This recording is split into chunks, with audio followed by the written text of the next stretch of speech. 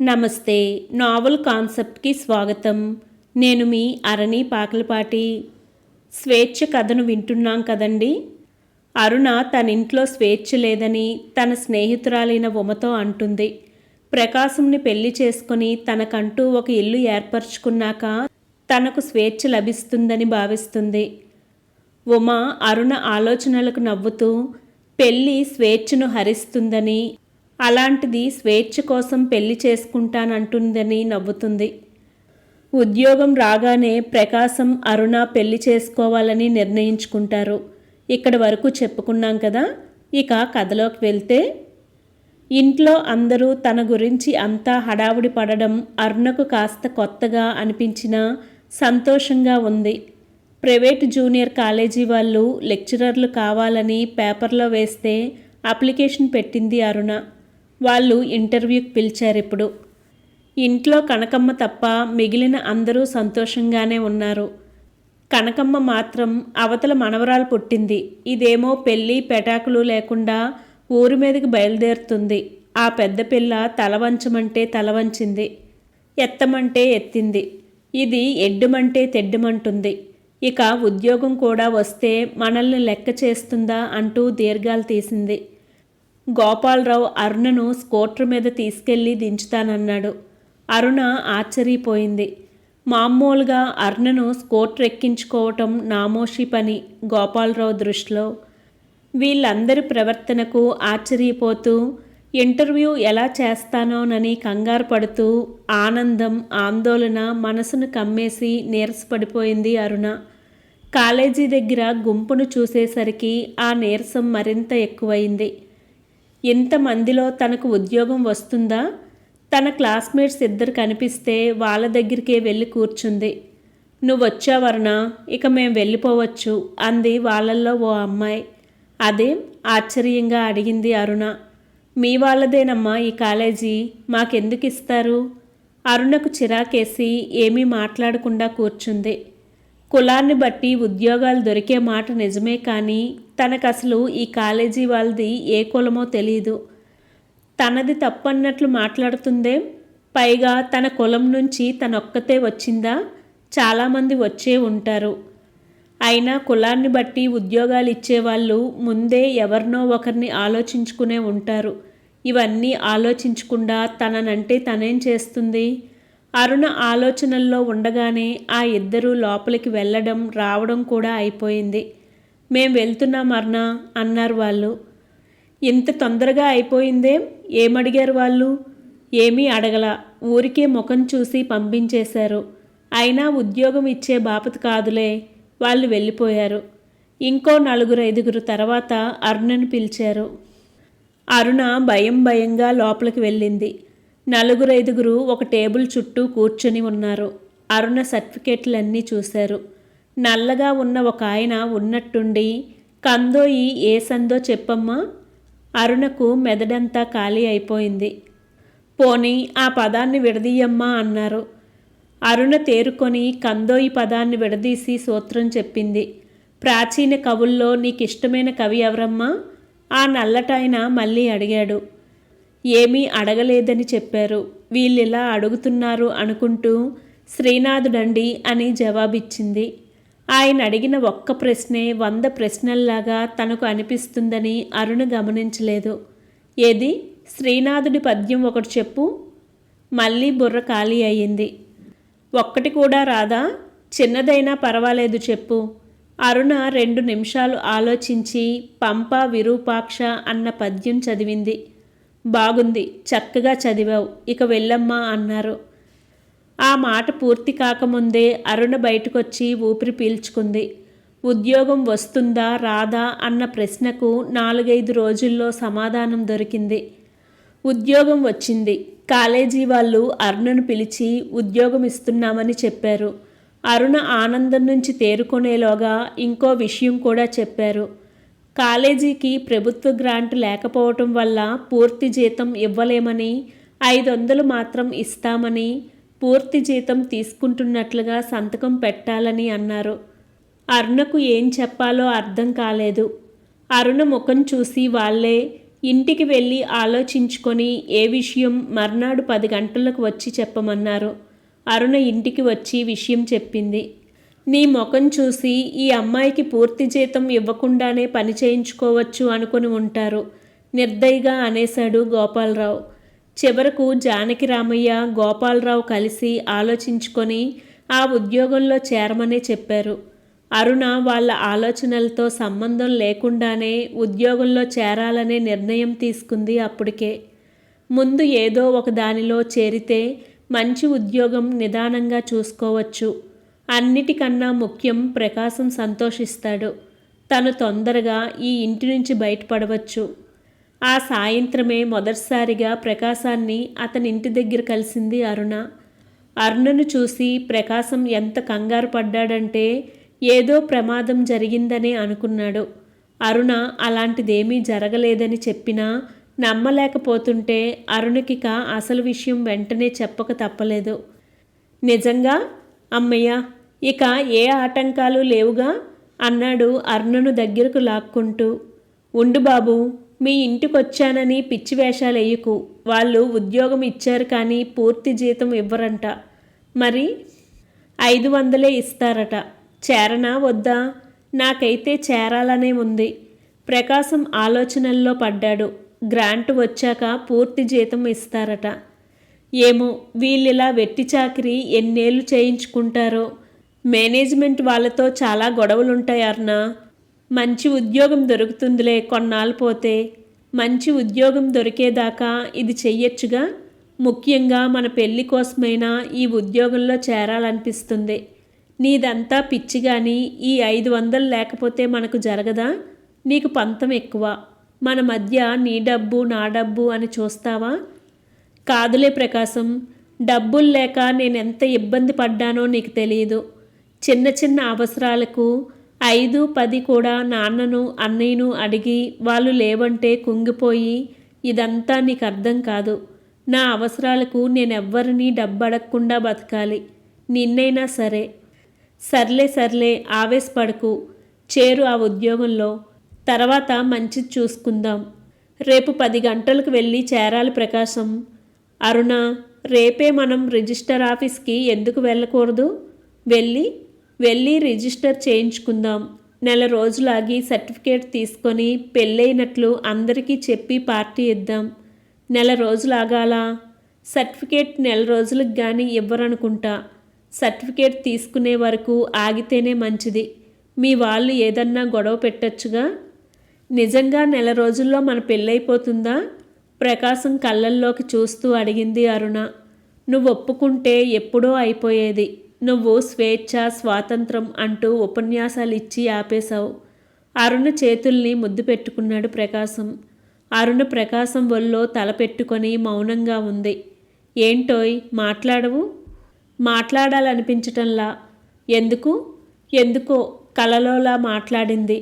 ప్రకాశం అరుణ తలను ముద్దు పెట్టుకున్నాడు.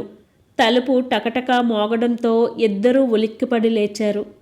అరుణ కంగారు పడుతూ, ఎవరైనా పర్వాలేదులే గాని వచ్చింది మాత్రం చాకలి అయి ఉంటాడు అంటూ తలుపు తీశాడు. అంకుల్, అగ్గిపెట్టి తెమ్మంది మా అమ్మ అంటూ 4 ఏళ్ల శిరీష లోపలికి వచ్చింది. అరుణ మనసు కుదుటపడింది. పక్కింటి పాప శిరీష అని చెప్తూ అగ్గిపెట్టిచ్చాడు. పాప ముద్దుగా ఉంది కదూ అంది అరుణ. మన పాప ఇంకా ముద్దుగా ఉంటుంది. అరుణ సిగ్గుపడిపోతుంటే ప్రకాశం హాయిగా నవ్వాడు. నే వెళ్తాను ప్రకాశం, లేచింది అరుణ. అప్పుడేనా? చాలాసేపయింది. ఇంకెంత? నెల రోజులేగా. ఈ ఇంట్లోనే ఉందామా మనం? అరుణ ఇల్లంతా చూస్తూ అంది. నీకిష్టమైతే ఉందాం. ముందు చూడు ఇల్లంతా. 2 గదులేగా. ఎన్ని గదులు కావాలోయ్ నీకు? నాకైతే మనిద్దరికీ 1 గది చాలనిపిస్తుంది. అరుణ వంటింట్లోకి వెళ్ళి అక్కడి గందరగోళానికి భయపడి బయటకు వచ్చేసింది. ఒకరోజొచ్చి ఇల్లంతా సర్దుకోవాలి. ఆహా, అప్పుడే ఇల్లాలి లక్షణాలు వచ్చేసాయే వెక్కిరించాడు ప్రకాశం. ఇల్లు శుభ్రంగా ఉంచుకోవాలి ఎవరైనా. సరే సర్దుకో. నన్ను ఇంటిని కూడా శుభ్రం చేయి తల వంచాడు. అసలు ఇల్లు మారదాంలే. ఇంకొక గది ఉంటే బాగుంటుంది. నీకు గదులు పిచ్చేమిటమ్మా? మనిద్దరం కలిసి ఒక్క గదిలోనే ఉండమా? నీ గది వేరు, నా గది వేరునా? అబ్బా, మనకి కాదు, మన ఇంటికి ఎవరైనా వస్తే వాళ్ళ కోసం. చాలా ముందు చూపుందే. సరే, 3 గదుల ఇల్లు చూడాలి, అంతేనా? అంతే. నే పోతున్నా. రేపు 10 గంటలకు కాలేజీ దగ్గరికి వస్తాను. అక్కడి నుండి ఇద్దరం రిజిస్ట్రార్ ఆఫీస్కి వెళ్దాం. పావురాయికి మళ్ళీ రెక్కలు విప్పుకొని ఆకాశంలోకి ఎగిరింది అరుణ మనసు. ప్రియాతి ప్రియమైన ఉమకు, జీవితం ఎంత వేగంగా నడుస్తుందంటే దాదాపు నెల రోజులకు గాని నీకు ఉత్తరం రాయలేకపోతున్నాను. ఆగస్టు 15న దేశంతో పాటు నాకు స్వాతంత్రం వచ్చింది. అప్పుడే నెలైపోతుంది నాకు స్వాతంత్రం వచ్చి. ఈ నెల రోజుల్లో ఎన్ని సంగతులో, ఎన్ని విషయాలో, ఎలా జరిగిపోతుందో కాలం. మా పెళ్లి రోజున నువ్వు రాకుండా నీ టెలిగ్రామ్ వచ్చినందుకు నాకెంత కోపం వచ్చిందో. కానీ కోపం నిలుపుకునేలా నా మనసు లేదు. సంతోషంతో పొంగి పొర్లుతుంది. ఆగస్టు 15 పొద్దున్న మామూలుగా ఇంటి నుంచి కాలేజీకని బయలుదేరి ప్రకాశం దగ్గరికి వచ్చేశాను. నాన్నకి ఉత్తరం రాసి పోస్ట్ చేశాను. మర్నాడు ఆఫీస్కి వెళ్ళి సర్టిఫికేట్లు తీసుకున్నాం. ప్రకాశం స్నేహితులు 4-5 మన స్నేహితులు హేమ, వాణి, పుష్ప వచ్చారు. అందరం కలిసి హోటల్లో భోజనం చేశాక మేం మా కొత్త ఇంటికి వెళ్ళిపోయాం. భలే తమాషాగా అనిపించింది తెలుసా? నా పెళ్ళి ప్రశాంతంగా ఏ గొడవ లేకుండా జరిగిపోయింది. 2 రోజుల తర్వాత మా నాన్న వచ్చారు. ఆ 2 రోజులు ఇంట్లో ఎంత రభస జరుగుంటుందో నువ్వు ఊహించుకోవచ్చు. నాన్నను చూడగానే ఎంత భయం వేసిందో. కానీ అంతా తేలిగ్గానే పరిష్కారమైంది. నాన్న చాలా తెలివిగలవాడు. తన కూతురికి ఆదర్శ వివాహం జరిపించినట్లు అందరితో చెప్పుకున్నాడు. 20వ తారీఖున కొందరు బంధువుల్ని, స్నేహితుల్ని పిలిచి విందు చేశాడు. ఆ రోజు ఉదయం మేమిద్దరం మా ఇంటికి వెళ్ళాం. మా అత్త, వదిన, అన్న అందరూ నా మీద కోపాన్ని మింగలేక, కక్కలేక నానా అవస్థపడ్డారు. అమ్మను చూస్తే మాత్రం బాగా ఏడుపొచ్చింది. నేను చేసిన పనికి అందరికంటే ఎక్కువ సఫర్ అయింది అమ్మే. అందరూ అమ్మనే తిట్టారు. కూతురు ఇంత పని చేస్తుంటే గమనించలేకపోయిందని, అదుపులో పెట్టలేకపోయిందని, కుటుంబ పరువు ప్రతిష్టలు నేలపాలవడానికి అమ్మే కారణమని అందరూ ఎన్నెన్ని మాటలు అన్నారు. అమ్మకు ఏడవడం తప్ప మరేం చేత కాదు. జీవితాంతం మా మేనత్త చేతి కింద నలగడం తప్ప ఆమెకు విముక్తి లేదు. సరే, మా నాన్న హిపోక్రసీ 20వ తారీఖున పరాకాష్ఠకు చేరుకుంది. విందుకొచ్చిన అందరిలో ప్రకాశాన్ని, నన్ను చాలా గొప్ప చేశారు. అందరూ వెళ్ళిపోయాక నన్ను పిలిచి, ఇదంతా ఎలాగోలా చేశాను కానీ ఇక నీకు ఈ ఇంటికి సంబంధం లేదు. అత్తయ్యకు, అన్నయ్యకు ఈ పని ఇష్టం లేదు. లోకంలో ఎలాగోలో తలెత్తుకు తిరగాలని ఈ తంతు జరిపించాను. ఇంకా మీరు వెళ్ళిపోండి అని చెప్పేశారు. నాకు చాలా కోపం, దుఃఖం వచ్చాయి. రాత్రి 12 గంటల వేళ అమ్మ బోరును ఏడుస్తుంటే మేమిద్దరం మా ఇంటికి వచ్చేసాం. ఇది మా ఇంటి కథ. ప్రకాశం వాళ్ళ ఇంట్లో ఇంకో కథ. అసలు తన ముందే వాళ్ళ ఇంట్లో చెప్తే సరిపోయేది. ఎవ్వరూ ఏమనేవారు కాదనిపించింది. ప్రకాశం మాత్రం, నీకు తెలియదులే, జరిగిపోయింది కనుక ఇలా ఉన్నారు, లేకపోతే నానా గొడవ చేసేవారు. ఏమో మరి. ప్రకాశానికి 6 అక్కలని చెప్పేవాడు గుర్తుందా? ఆ 6 అక్కలు మమ్మల్ని గుర్తించలేదు. అవును, మేం వాళ్ళ ఊరు వెళ్ళామని చెప్పలేదు కదూ. ప్రకాశం పెళ్లి విషయం రాశాక వాళ్ళమ్మ వాళ్ళ అన్నయ్యతో మమ్మల్ని రమ్మని ఉత్తరం రాయించింది. మేం వెళ్ళాం. ప్రకాశం వాళ్ళమ్మ చాలా మంచిది ఉమా, చాలా తెలివిగలది. వీళ్ళు చిన్నపిల్లలుగా ఉన్నప్పుడే ప్రకాశం నాన్నగారు చనిపోతే వీళ్ళందరినీ పెంచి పెద్దవాళ్ళని చేసి, ఆడపిల్లలకు పెళ్ళిళ్ళు చేసి, ఆ పొలాన్ని చేయిస్తూ ఎంత సమర్థురాలో అనిపించింది. మాతో మంచిగానే ఉంది. ఆమెకు ప్రకాశం అంటే చాలా ఇష్టం. అందుకని నన్ను ఇష్టపడింది. వాళ్ళ అన్నయ్య ముభావంగా ఉన్నారు. వాళ్ళ వదిన మాత్రం ఎన్ని ప్రశ్నలు వేసిందో చెప్పలేను. ఆమెకు నేనంటే సగం కుతూహలం, సగం వెక్కిరింత. ఆమె జీవితంలో ఇదొక వింత. పక్క ఇళ్ళ వాళ్ళని, బంధువులని అందరినీ పిలుచుకొచ్చి నన్ను చూపించింది. అది మాత్రం ఎంత భయంకరమైన పరిస్థితో. ఆంధ్ర ప్యారిస్ అని పేరుబడ్డ తెనాలి పక్కనే ఉన్న ఆ పల్లెటూళ్ళలో జనం మమ్మల్ని జూలో జంతువుల్ని చూసినట్లే చూశారు. మేం బజార్లో నడుస్తున్నా అంతే. ఎక్కడి వాళ్ళక్కడ ఆగిపోయి ఇంట్లో వాళ్ళని గబగబా బయటికి పిలిచి మరీ ఎంత చిరాకనిపించిందో. కులాంతర వివాహం దేశంలో ఇంకా సంచలనాన్ని రేపుతూనే ఉంది.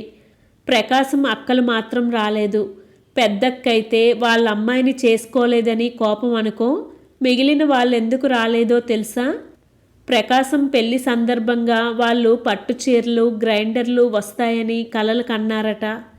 ప్రకాశంతో ఎప్పుడూ అనేవారట, నువ్వెవరినన్నా చేసుకో, మాకు మాత్రం ఆడబడుచు కట్నంగా పట్టుచీర గ్రైండరు కావాలి, లేకపోతే పెళ్ళికి రామన్నారు. భలే మనుషులు కదూ. నిజంగానే ఒక్కరూ రాలేదు.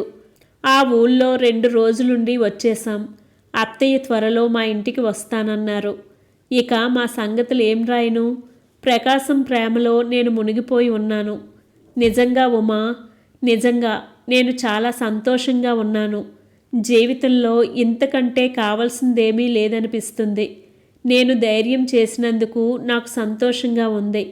నన్ను ఆ ఇంట్లోంచి తప్పించిన ప్రకాశం అంటే ప్రేమతో కృతజ్ఞతతో మనసు నిండిపోతుంది. ప్రకాశం లేకపోతే నా జీవితం ఎలా ఉండేదో ఊహించుకుంటే చాలా భయంగా ఉంది. అసలు ఊహలకు ఆలోచనలకు సమయమేది? నేను ప్రకాశం కలిసి ప్రతి అనుభూతిని పంచుకున్నాం, ఆనందిస్తున్నాం. మొన్న ఇద్దరం కలిసి కృష్ణశాస్త్రి కవితల్ని చదువుకున్నాం తెలుసా? మేం ఏం మాట్లాడుకుంటామో మాకే తెలియకుండా గంటలు గంటలు మాటల్లో దొర్లిపోతాయి. ప్రేమ ఎంత అద్భుతంగా ఉంటుందో నీకెలా తెలుస్తుంది? తొందరగా ఎవరినన్నా ప్రేమించరాదు? ప్రకాశం ప్రేమలో నేనేమవుతున్నానో నాకే తెలియడం లేదు. ఎన్ని రంగులు, ఎన్ని కాంతులు, ఎన్నెన్ని రూపాలు, ఎన్ని అనుభూతులు.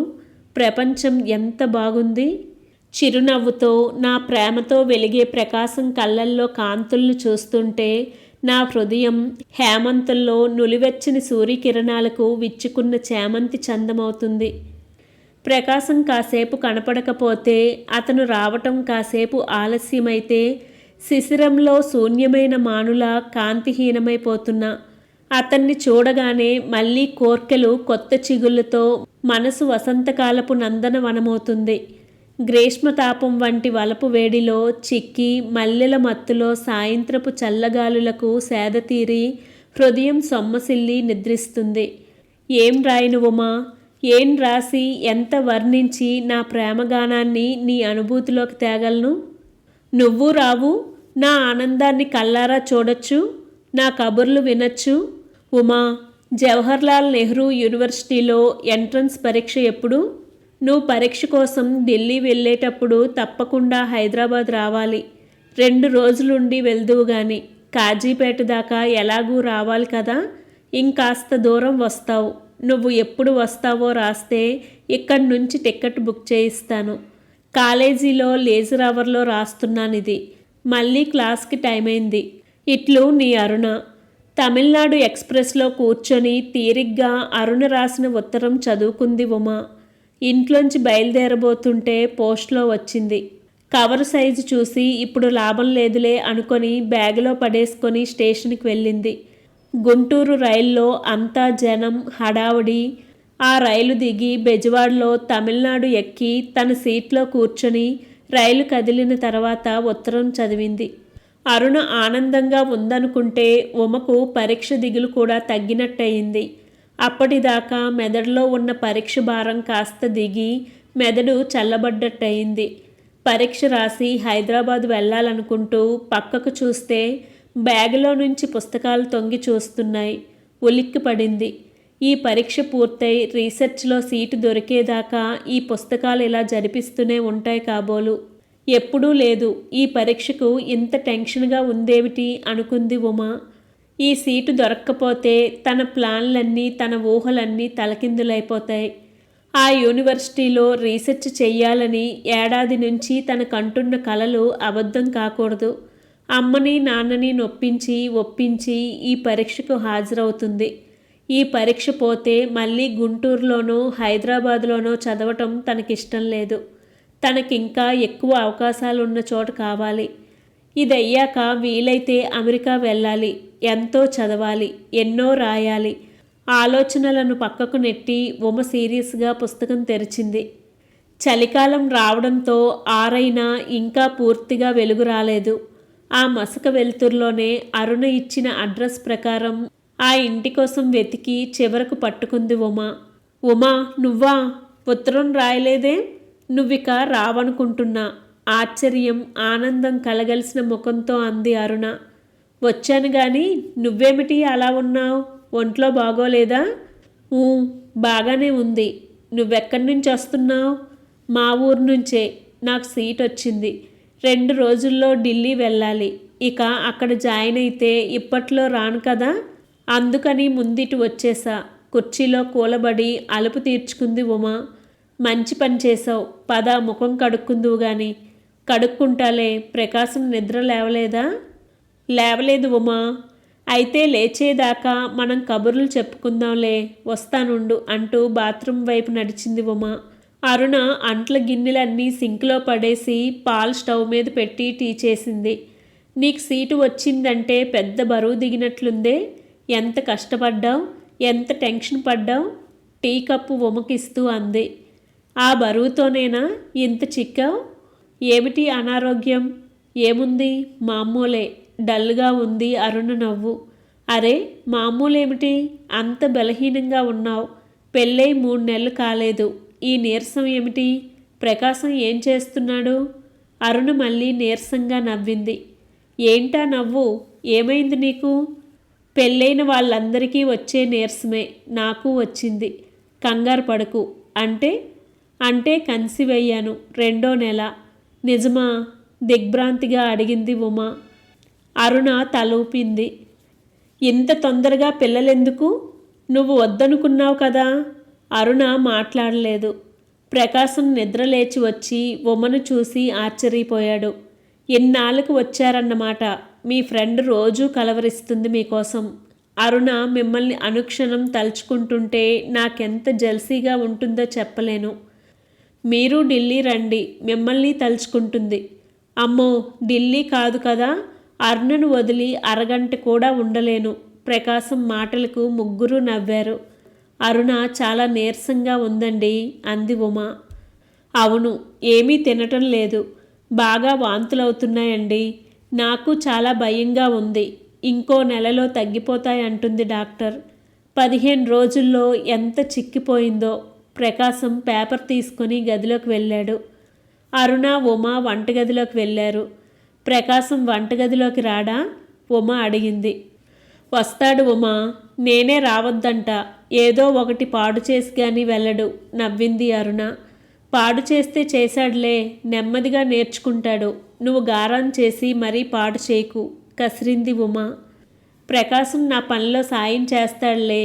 ఢిల్లీ కబుర్లేమిటి చెప్పు? అప్పుడే ఢిల్లీ కబుర్లేముంటాయి? వెళ్ళి సెటిల్ కానీ. ఒకసారి వెళ్ళావుగా. వెళ్ళాను కానీ ఎవరింట్లోనో 4 రోజులుండి ఆ పరీక్ష రాసి వచ్చేశాను. ఢిల్లీ ఏమీ చూడలేదు. నేను సెటిల్ అవ్వగానే ఉత్తరం రాస్తాను. మీరిద్దరూ రండి. ఢిల్లీ అంతా చూద్దాం. మీరొచ్చేదాకా నేనేమీ చూడను. అంత దూరం ఇప్పుడు ఎలా వీలవుతుందిలే ఉమా. అబ్బా, ముసలమ్మలా ఏటా నీరసపు మాటలు? చిరాకు పడింది ఉమా. నువ్వెళ్ళి కాసేపు పడుకో ఉమా. రాత్రంతా నిద్రలేదుగా. 10ంటికి లేపేస్తా. నువ్వు కాలేజీకి వెళ్తావా? నువ్వొస్తే నేను కాలేజీకి వెళ్తానా? సరే, నీ పని చేసుకో. ఎంతైనా గృహిణివైపోయావు కదా. ఇక పిల్లలు పుడితే అంటూ అవతలకు నడిచింది ఉమ. పనంతా ముగించి ప్రకాశానికి భోజనం పెట్టింది అరుణ. నువ్వు ఈరోజు కాలేజీకి వెళ్ళవుగా. లీవ్ లెటర్ రాసివ్వు, నేను తీసుకెళ్తా. అరుణ లీవ్ లెటర్ రాసిచ్చింది. అరుణ, అలా డల్లుగా ఉండకు. ఎంతో సంతోషంగా ఉండాల్సిన టైం ఇది. మీ ఉమా నువ్వు కూర్చొని పాత కబుర్లన్నీ చెప్పుకోండి. సరదాగా ఎటన్నా వెళ్ళిరండి. నే పోతున్నా. ప్రకాశం వెళ్ళిపోయాడు. అరుణ టీ చేసుకొని వెళ్ళి ఉమను లేపింది. నేను నిద్రపోలేదు అరుణ, ఊరికే పడుకున్నా. సరే గాని కబుర్లు చెప్పు అంది. ఏం చెప్పను? అసలు కబురు చెప్పానుగా. ఎందుకంత తెలివి తక్కువగా ఉన్నావు? ప్లాన్ చేయకూడదు. ఏమో ప్లానింగ్ గురించి ఆలోచించే లోపలే జరిగిపోయింది. మొదటి రోజుల్లో కొత్త భయం, ప్రకాశంతో మాట్లాడాలంటే సిగ్గుగా అనిపించేది. ఇవన్నీ పోకముందే ఇలా జరిగింది. పోనీ అబార్షన్ చేయించుకోరాదు? అరుణ ఉమ ఒళ్ళో తలపెట్టుకొని వెక్కి వెక్కి ఏడ్చింది. ఏమైందే ఇప్పుడు? నీకిష్టం లేకపోతే అబార్షన్ చేయించుకో. అబార్షన్ అంటే భయమా? కాదు, ప్రకాశానికి ఇష్టం లేదు. ఎందుకని? ఏమో. ఈ విషయం తెలిసి అతను చాలా సంతోషపడ్డాడు. నేను దిగులు పడుతుంటే అతనికి ఆశ్చర్యం. నేను సిగ్గుతో ప్లానింగ్ గురించి మాట్లాడలేదంటే అతను నువ్వు మాట్లాడినా ప్రయోజనం ఉండేది కాదులే, నేను కుదరనిచ్చేవాడిని కూడా కాదు. అబార్షన్ అనే మాట నేను అనగానే అతనికి ఎంత కోపం వచ్చిందో. బాగా తిట్టేశాడు. నువ్వు ఆడదానవేనా అన్నాడు. తర్వాత కోపంలో అన్నానని పశ్చాత్తాపడ్డాడు గాని నాకెంత గుచ్చుకుందో ఆ మాట. నాకిప్పుడే పిల్లలొద్దని గట్టిగా అనుకున్నాను కనుక అబార్షన్ అన్నాను. అది పాపం కాదట, కానీ ఘోరమైన పనట. 2 రోజులు ఈ విషయం గురించి మేం మాట్లాడుకోలేదు తెలుసా. చివరికి నేనే రాజీ పడ్డా. జరిగిందేదో జరిగింది. నువ్వు ఎక్కువ ఆలోచించి బాధపడకు. ఒక రకంగా ఇది కూడా మంచిదేనేమో. ఉమ చెప్పబోతుంటే మధ్యలోనే వారించింది అరుణ. పిల్లల్ని కంటాను ఉమా, అది కాదు సమస్య.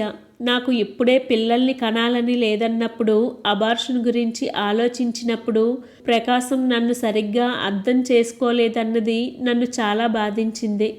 నేనేదో తప్పు చేసినట్లు, నన్ను కోప్పడి ఆ ఆలోచనను మాన్పించగలిగినట్టు ప్రవర్తించాడు. నేను ఇక అబార్షన్ గురించి ఆలోచించనని నమ్మకం కలిగేదాకా నాతో చాలా సీరియస్గా ఉన్నాడు. ఇప్పుడిక మళ్ళీ చాలా ప్రేమగా ఉంటున్నాడు. నాకిది చాలా బాధ అనిపిస్తుంది.